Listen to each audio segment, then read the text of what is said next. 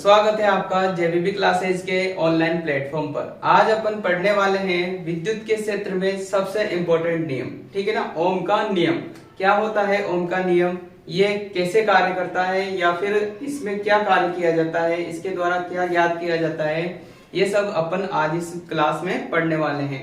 ओम ने एक महत्वपूर्ण नियम दिया जिसके द्वारा किसी भी विद्युत परिपथ में अपन धारा का मान ज्ञात कर सकते हैं, उपकरणों के सिरों पर उत्पन्न वोल्टता ज्ञात कर सकते हैं, किसी भी प्रतिरोध की प्रतिरोधकता ज्ञात कर सकते हैं।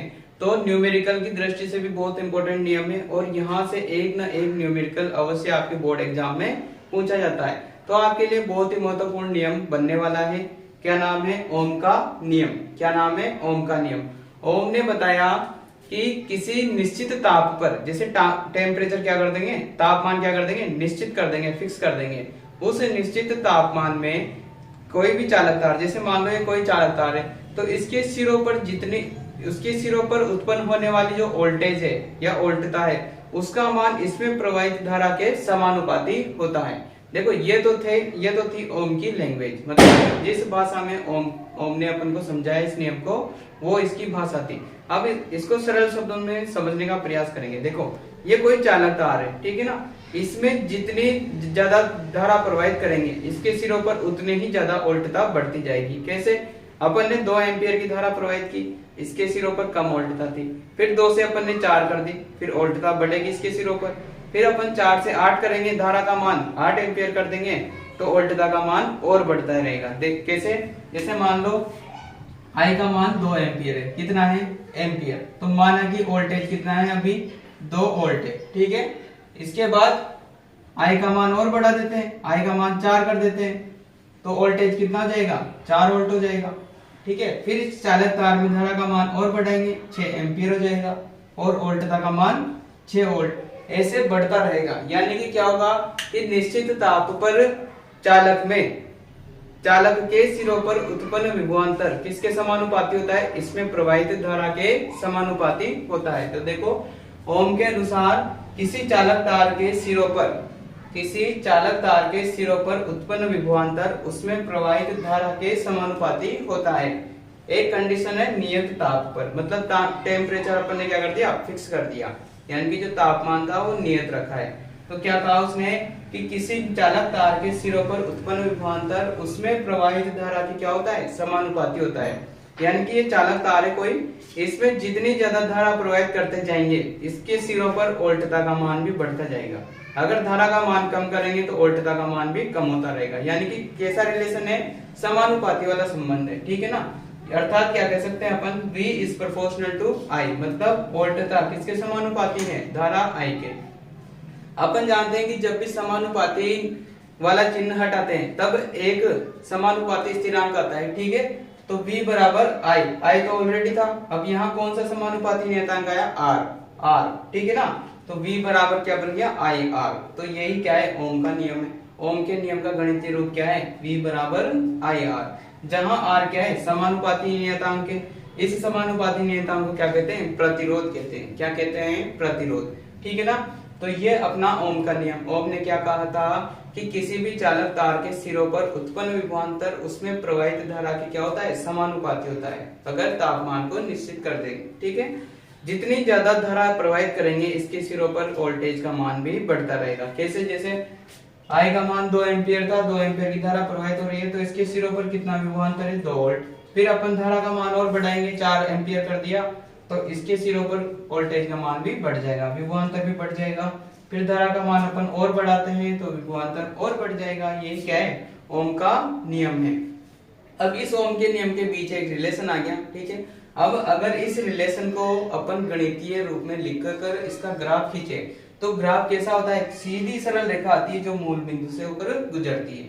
अब ये आरेख कैसे बनाया अपन ने? इधर तो ले लिया धारा का मान, इधर ले लिया वोल्टता का मान। अब मैंने क्या कहा कि जैसे 2 एम्पियर की धारा पर वोल्टेज का मान कितना है? तो 2 वोल्ट। तो 2 एम्पियर की धारा पर 2 वोल्ट की जगह पॉइंट लगा देंगे।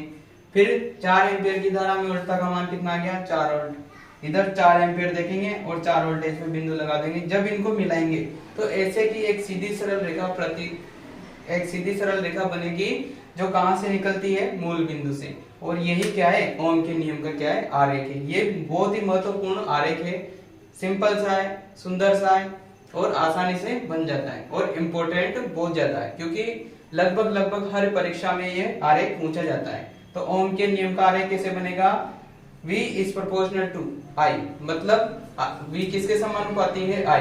तो इस समानुपाती संबंध के मध्य जब ग्राफ खींचते हैं तो एक सीधी सरल रेखा प्राप्त होती है, इसे क्या कहते हैं, ओम के नियम का आरेख कहते हैं। अब जो अपने पास जो प्रतिरोध आया था R, वो वास्तव में होता क्या है, जैसे अपन किसी रोड पर चलते हैं, ठीक है, अपन अपनी हिसाब से स्पीड चलाते हैं। अब कुछ जगह क्या होते हैं, स्पीड को कम करने के लिए गवर्नमेंट क्या बना देती है या रोड वाले क्या बना देते हैं, स्पीड ब्रेकर बना देते हैं।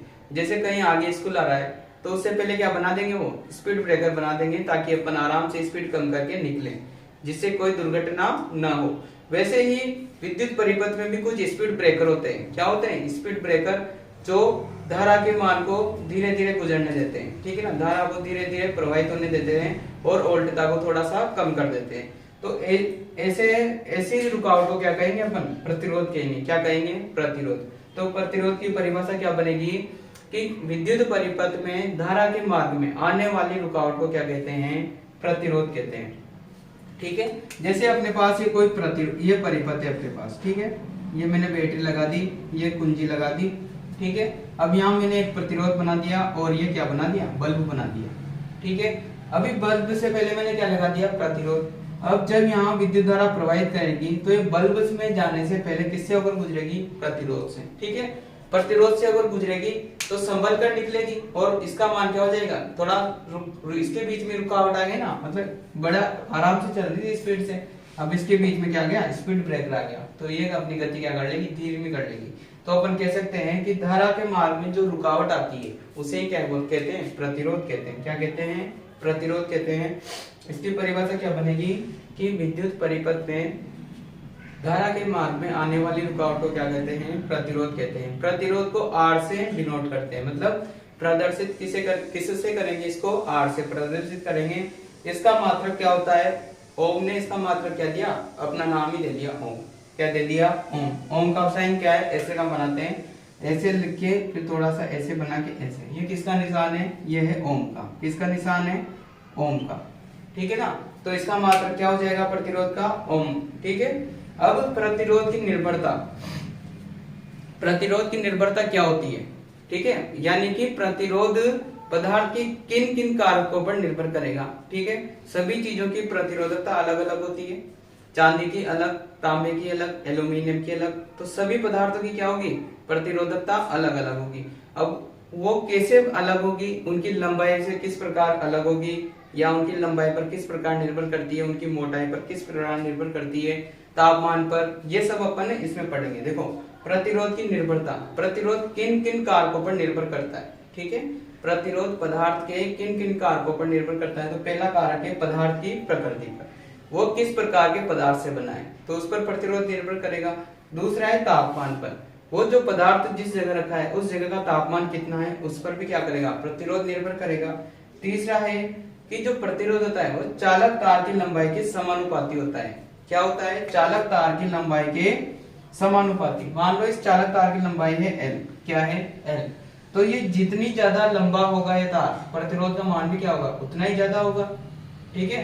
अगर इस चालक तार की लंबाई कम है तो प्रतिरोध का मान कम होगा, चालक तार की लंबाई ज्यादा है तो प्रतिरोध का मान क्या होगा, ज्यादा होगा। यानी कि समानुपाती स्थिरांक कैसे लिख समानुपाती संबंध कैसे लिख सकते हैं, R is proportional to L, मतलब R किसके समानुपाती है, चालक तार की लंबाई के समानुपाती है, ठीक है।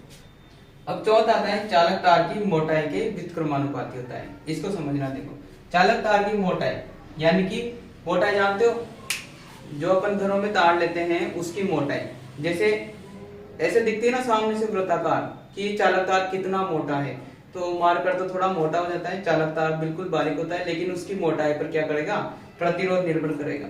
देखो व्युत्क्रमानुपाती रिलेशन है, मतलब अगर चालक तार ज्यादा मोटा है, उसकी मोटाई बढ़ा देते हैं तो प्रतिरोध क्या हो जाता है, कम हो जाता है। कैसे होगा, जैसे मान लो एक पतली सी सड़क है, ठीक है, एक थोड़ी बड़ी 4 लेन टाइप सड़क है। अब इस पर अपन गाड़ी चला रहे हैं तो इसमें भीड़ भाड़ ज्यादा आएगी, तो स्पीड अपनी क्या रहेगी, कम रहेगी, स्पीड क्या रहेगी, कम। जबकि इसमें क्या होगी, रुकावट कम आएगी, तो अपन 4 लेन के हिसाब से स्पीड बढ़ाकर चल सकते हैं आराम से, इसमें रुकावट क्या होती है, कम आती है। तो जितनी चौड़ी सड़क है रुकावट उतनी कम आ रही है और उतनी स्पीड से चल रहे हैं, और जितनी पतली सड़क है यानी कि जितनी सकरी सड़क है उसमें रुकावट ज्यादा आएगी और अपनी स्पीड क्या रहेगी, कम रहेगी। तो सेम इसी प्रकार यहाँ होता है, तार जितना पतला होगा उसकी क्या होगी, प्रतिरोधकता ज्यादा होगी, उसमें रुकावट ज्यादा आएगी, और तार जितना मोटा होगा उसमें क्या होगा, उसमें रुकावट कम आएगी और धारा आराम से प्रवाहित होगी और उसका प्रतिरोध क्या होगा, कम। तो व्युत्क्रमानुपाती रिलेशन को अपन कैसे दर्शाते हैं, 1/a के रूप में यानी कि R is proportional to 1/a। तो प्रतिरोध क्या होगा, धारा के मार्ग में आने वाली रुकावट, और प्रतिरोध किन किन पर निर्भर करेगा, एक तो पदार्थ की प्रकृति पर, उस जगह के तापमान पर, चालक तार की लंबाई की क्या होता है, समानुपाती होता है, चालक तार की मोटाई की क्या होता है, व्युत्क्रमानुपाती होता है। ठीक है, जब इन दोनों नीचे वाले रिलेशन को अपन मिला देते हैं, कैसे, R इज प्रोपोर्शनल टू क्या है, L है, इसके अलावा R इज प्रोपोर्शनल टू क्या है, 1/a है। जब इन दोनों रिलेशन को अपन एक ही रिलेशन बनाकर लिखें, मतलब एक ही समीकरण के रूप में लिखेंगे, तो R इज प्रोपोर्शनल टू क्या आ जाएगा, ऊपर तो क्या है L और अपॉन में क्या आ जाएगा A, क्या आ जाएगा A। देखो R is proportional to L, मतलब R किसके समानुपाती है, L के, तो यहाँ भी तो यही है, R समानुपाती है L के और R व्युत्क्रमानुपाती है A के, तो R व्युत्क्रमानुपाती है A के। जब A नीचे आ रहा है तो यानी कि क्या है, व्युत्क्रमानुपाती है, A का मान बढ़ेगा तो R का मान घटेगा, A का मान घटेगा तो R का मान बढ़ेगा। अब जब अपन जानते हैं कि जब समानुपाती वाला चिन्ह हटता है तो एक नियतांक आता है, तो यहाँ भी एक नियतांक आएगा, R बराबर रो L/A। ये किसका निशान है, इसे बोलते हैं रो, क्या बोलते हैं, रो, क्या बोलते हैं, रो। इसको बनाते कैसे हैं, ऐसे, ठीक है ना, ये क्या है, रो है। इसको बोलते हैं विद्युत प्रतिरोधकता, क्या बोलते हैं, विद्युत प्रतिरोधकता। इस विद्युत प्रतिरोधकता के बारे में अपन अगली क्लास में चर्चा करेंगे, इसलिए थोड़ा सा स्पष्ट किया है। आप इसको अच्छे से समझना चाहते हो तो अगली क्लास जरूर देखना, और इस क्लास में अगर आपको कोई डाउट है तो आप कमेंट बॉक्स में जरूर लिखें। Thank you.